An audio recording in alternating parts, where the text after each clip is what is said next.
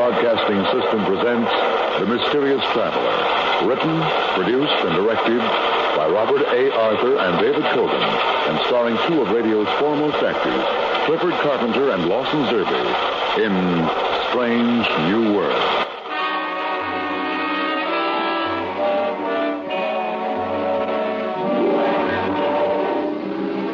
This is the Mysterious Traveler, inviting you to join me on another journey into the realm of the strange and the terrifying. I hope you will enjoy the trip, that it will thrill you a little and chill you a little. So settle back, get a good grip on your nerves, and be comfortable, if you can, as we follow two young flyers on a routine flight which suddenly deviated from normal and brought them to a strange new world.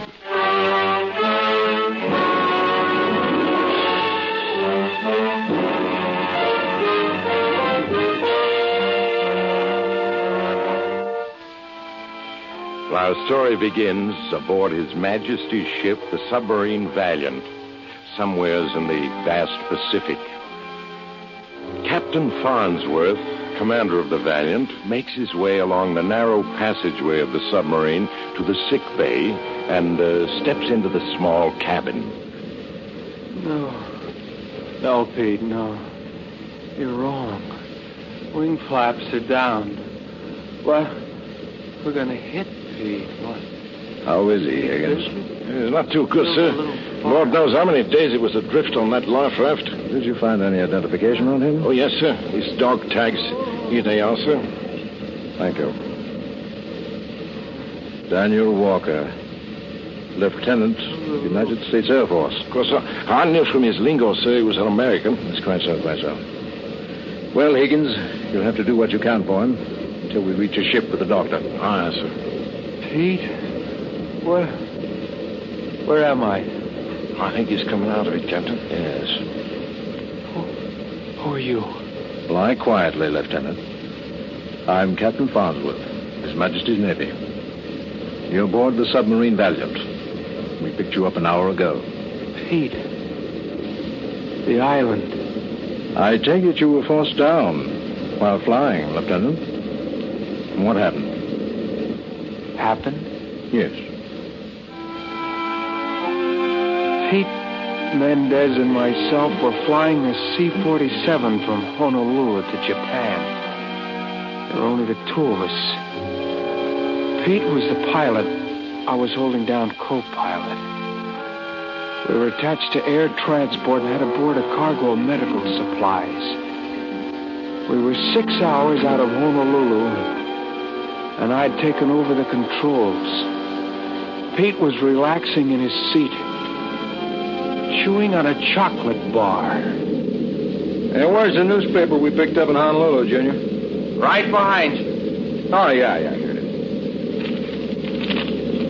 Now, what's the good news? They exploded another atomic bomb at Los Alamos. Oh, yeah? Anything else of interest? Isn't that enough? Hey, what are you doing? I haven't seen that paper yet. I'm sorry. What are you getting so worked up about? What's one atomic explosion, more or less? Oh, you're just a kid, wet behind the ears. Okay, Pop, relax. I was there when the first one was used. Where? Hiroshima. Oh, I didn't know that.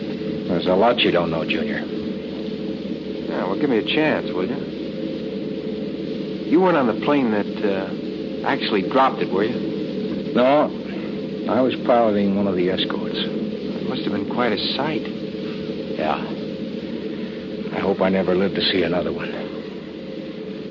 Yeah. Hey, look at those clouds ahead. We may be in for a rough trip, Junior.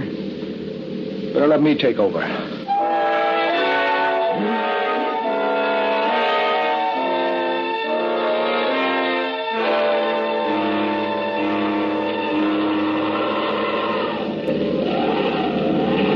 Pete, look at our rate of speed. 125 miles an hour. Yeah. This typhoon we're bucking must be hitting peaks of 150 an hour. We're right in the center of it.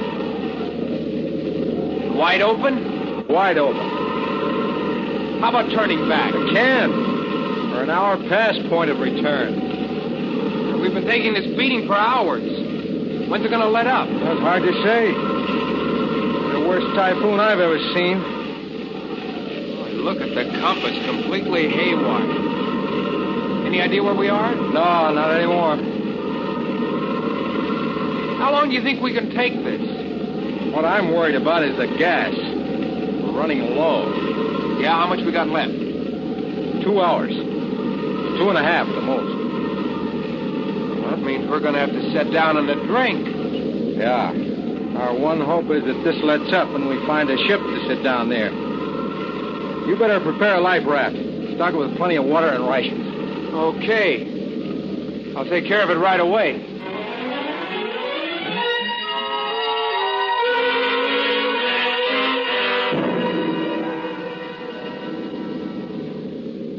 Well, looks as though we've come through it. Yeah. Well, that was one to tell your grandchildren about. There go the engines. Okay, Junior. Get back to the raft. Be ready to launch it when we hit. All right, Pete. Put it down nice and easy. Those are my intentions, Junior. What's the altitude? 1,600. 14. Water, Rob? Oh, not too bad. 800. 600. 4. Wing flaps are down. Get ready with the hatch, Junior. Right. We're down to 100. Hang on. You okay, Dan? Yeah. Now, but you're still ain't fast. Here, give me a hand with the raft. Right. There sure is a lot of water out there. Climb in, will you? Huh? Oh, yeah. There. Okay, let's shove off. So far, so good.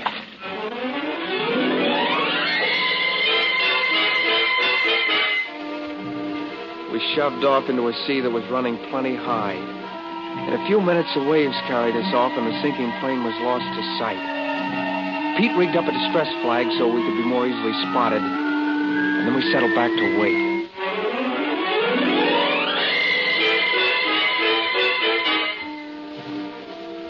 For 2 nights and 1 day, we drifted in a fast-running sea with a heavy overcast. There wasn't a sign of a plane or ship. By the dawn of the second day, the overcast lifted and the sea became calmer. It was around noontime that Pete spotted the island. We rigged up a small sail and began paddling for it. You recognize the island, Pete? Any idea which one it is? No. Your guess is as good as mine. Looks fairly big. Yeah. Hey, look. The channel through the reef and into the lagoon is directly ahead. The tide is helping to carry us in. Good. Sure we want to end up on those reefs. Brother, we're really moving. Yeah, another minute or two and we'll hit the beach. Think there might be some natives on the island? There should be. It certainly looks big enough. I don't see any huts or anything. No. Hold on, we're going to hit the beach. Yeah. Oh, that does it. Hop out and give me a hand. Let's drag it out of the water. Yep. Right. Oh, it sure feels good to be able to walk. Yeah. All right, pull. Okay. That's it. A little more. Okay. There. Oh. Hey, look at those coconuts. Yeah. Let's begin looking the island over, Junior. See if we can find any natives. Pete took some food and a canteen of water from the raft, and we started walking along the beach, now and then cutting inland to look for water. It took us 6 hours to walk around the island, and the sun was just setting as we got back to the life raft. Sit down, Junior. Take a load off your feet. Well, I don't mind if I do. Cigarette? Ah, thanks. Well, we found fresh water. Signs that natives had once lived here, but they sure aren't here anymore. No. That's strange, considering the island is 3 miles wide, almost 2 miles long. I've seen natives living on islands 1/2 the size. I wonder why they left. Got any ideas? No? Well, it's just you and me. Sit tight and lead the Riley. So we're picked up. Yeah. And the first thing we'll do in the morning is run up a distress signal on one of the palm trees. We'll also get brush together for a fire. Check. What do you say we have supper and turn in? It's been a long day. Okay, Junior. Sounds like a good idea.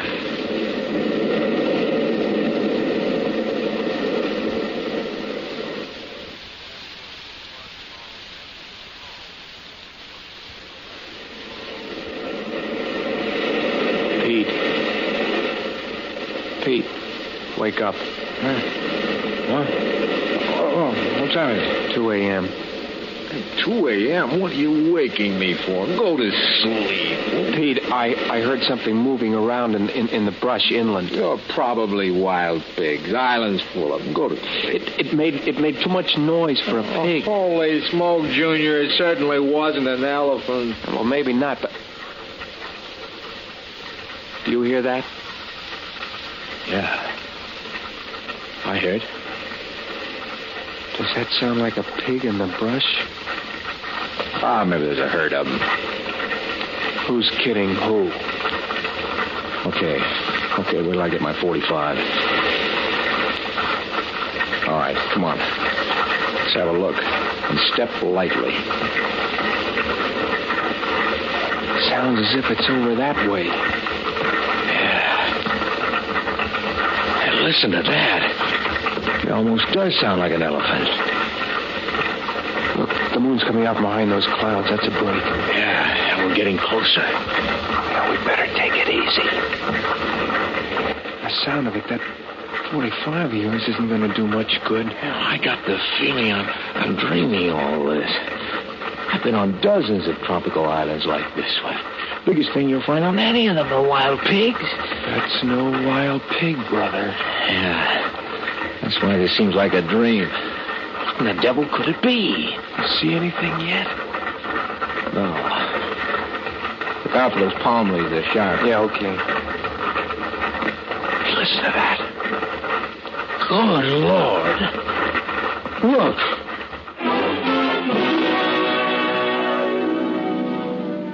It was like a nightmare. A nightmare you can't escape from, try as you will. There, 50 yards away in a clearing in the underbrush, was a monster. A monster that baffled the eye and brain for a moment, then began to come into focus and take shape. What I saw before me was a water crab, only 100 times larger than the crabs that scurried along the beach. The monster crab in the clearing stood fully 20 feet high, with legs the thickness of palm tree trunks.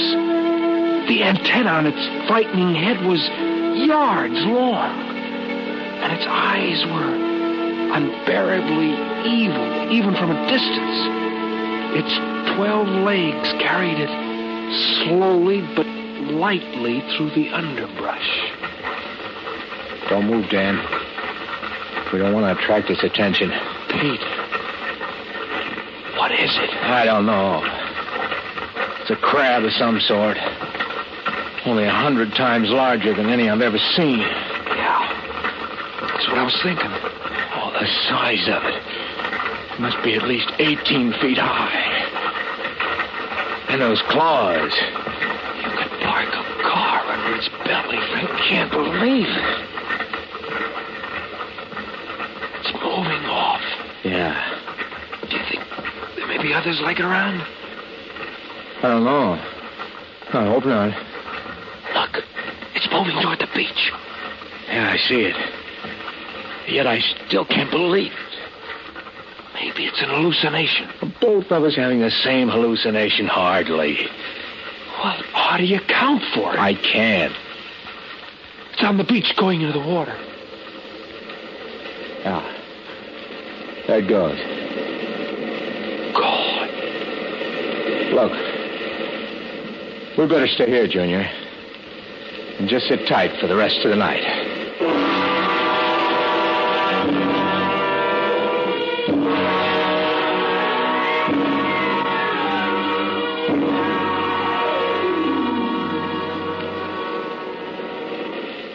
Oh, it's good to see daylight again. Yeah. Let's take a walk over to that clearing in the underbrush. Where we saw it, huh? Okay. And what do you think about it? Well, I don't know. Well, maybe what we saw was just a fluke of nature. It's possible. Yes, possible. Yeah, what other explanation can there be? I've got one. But it's so incredible. Well, let's have it. I'll tell you later. I want to think about it some more. Well, here we are. Here's the clearing. Yeah. We first saw it by those palm trees over there. Look. The tracks of the monster. In the sand. Look how large and deep the tracks are. Yeah. It was a beautiful morning. Until now. Come on. Let's follow him. Okay. Now, they go through the brush here and towards the beach. Yeah. Yeah, this is the way we saw it go. Oh, the brush is flattened as though a tank had rolled through here. Sure, no problem following it. Look. Here's where it came out on the beach. Yeah, and there are the tracks on the sand leading into the water. It's out there. Somewhere in the waters of the lagoon. Yeah. Look. Let's unload the raft and then paddle out into the lagoon. What for? Holy smokes, don't tell me you're going looking for that monster. Well, not exactly, but I got a hunch, and I want to check on it. It's crazy paddling out into that lagoon. How do you know it won't attack once we get out there? I don't. It's just a chance we'll have to take. But why? So that I can find the answer to all this. Are you going with me? Okay. I'm going with you.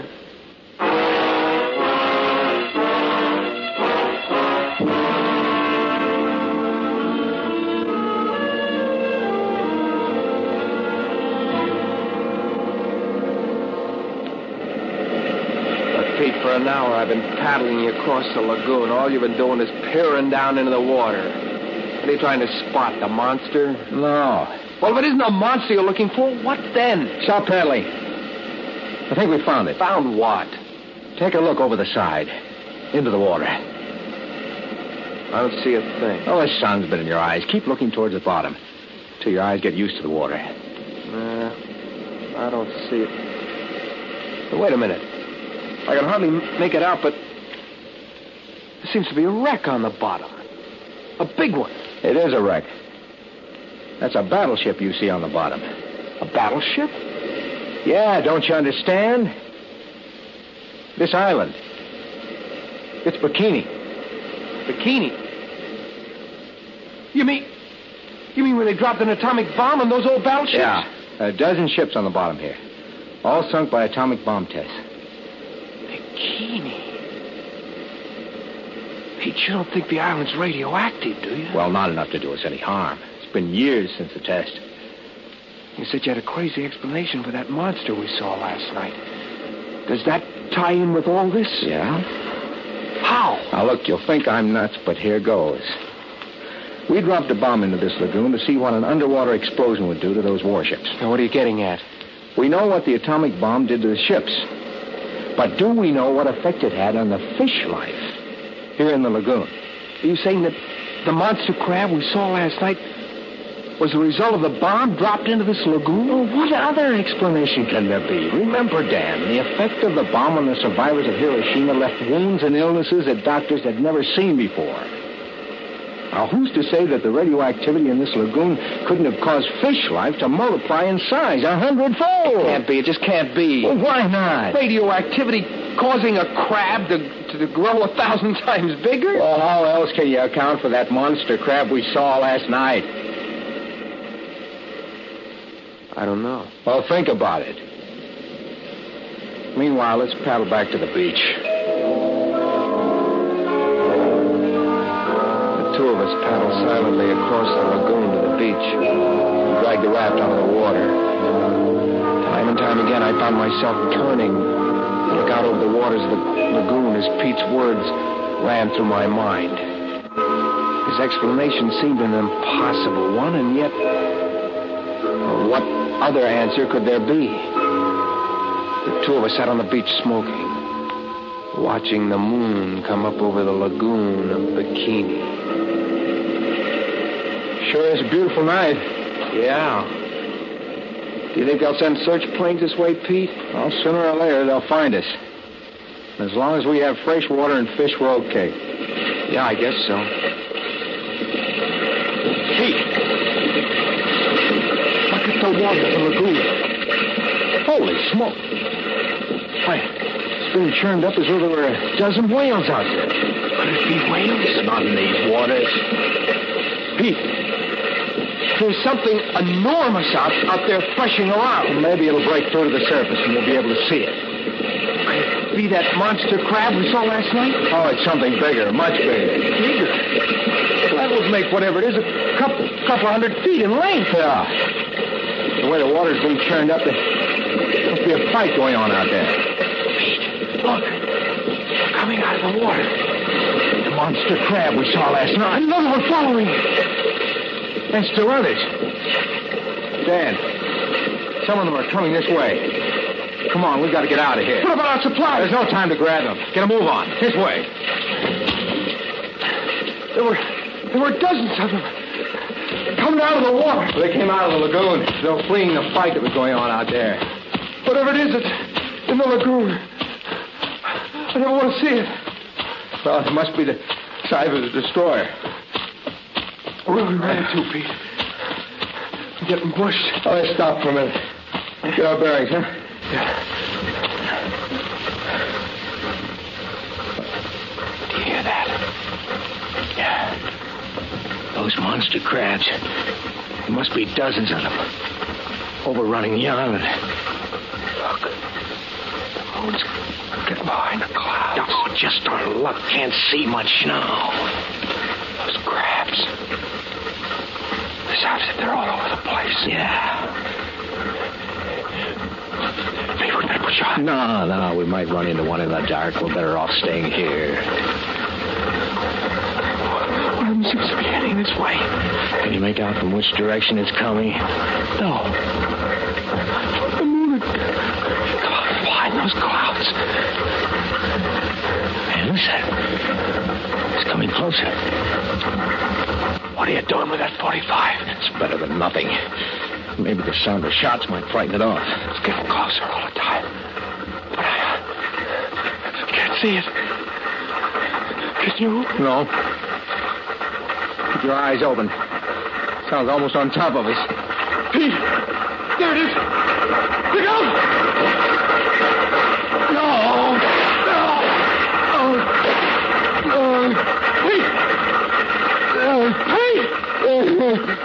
Right near the cloud.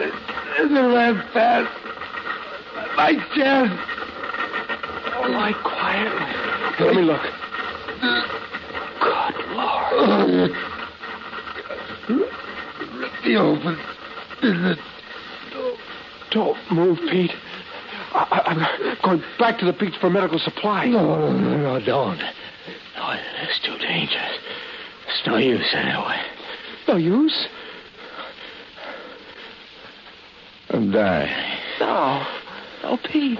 Oh, listen to me. First thing in the morning, this raft is still okay. Shove off. Don't stay here. It's too dangerous. Pete, let me go for the medical supply. No. When you're rescued, explain to them. Strange new world. Sea life. Multiplying hundredfold. Radioactivity. Of atomic bomb. In lagoon. Sea life will increase. Overrun 7 seas. Come.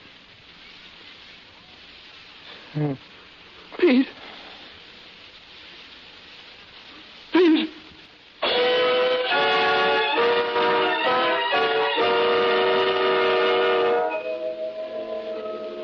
I sat there beside Pete's body for the rest of the night. Several times I heard monster crabs passing in the brush nearby, but I didn't leave. In the morning, the island was once again peaceful, tranquil. I buried Pete on a high hill and then returned to the beach. The raft was overturned, the supplies gone. I overhauled the raft, gathered coconuts and a supply of water. By noon, I was paddling across the 3-mile lagoon to the channel through the reefs that led to sea. As dusk came, I was several miles out to sea.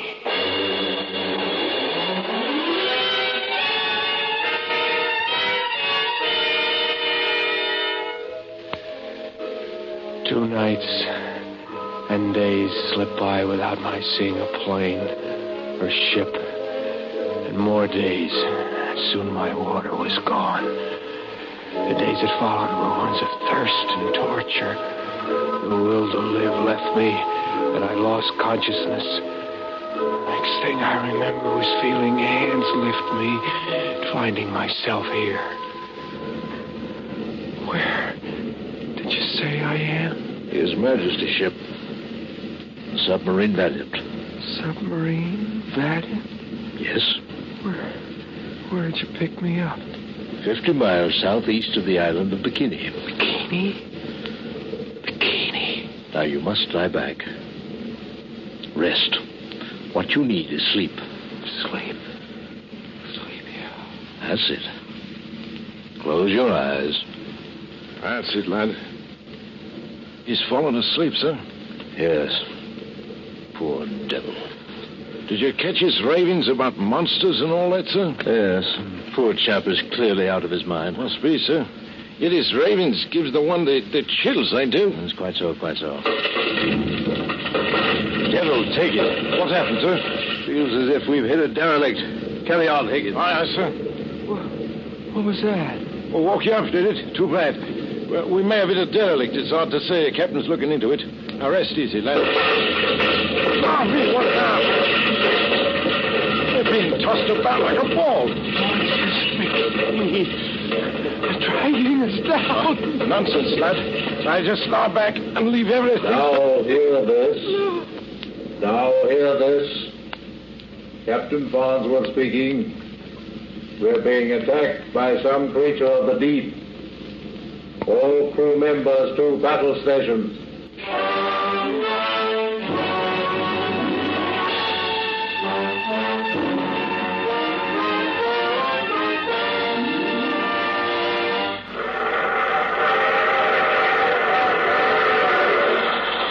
This is the mysterious traveler again. Did you enjoy our trip? Oh, what happened to the submarine Valiant? Well, after a 2-hour battle with an unseen enemy, it managed to escape. But at a naval court of inquiry, Captain Farnsworth was at a loss to explain the nature of the enemy his submarine had been in battle with. Well, of course, there was Lieutenant Dan Walker's testimony, but obviously the poor fellow was out of his head. Who ever heard of monster crabs 20 feet high and denizens of the deep as large as a destroyer? The court could reach no verdict in the matter of the submarine Valiant, and there the case rested. Now, if by some chance you should happen to take a voyage across the Pacific, and one night as you stroll on deck, you see a giant... Oh, you have to get off here. I'm sorry. But I'm sure we'll meet again. I take this same train every week at this same time.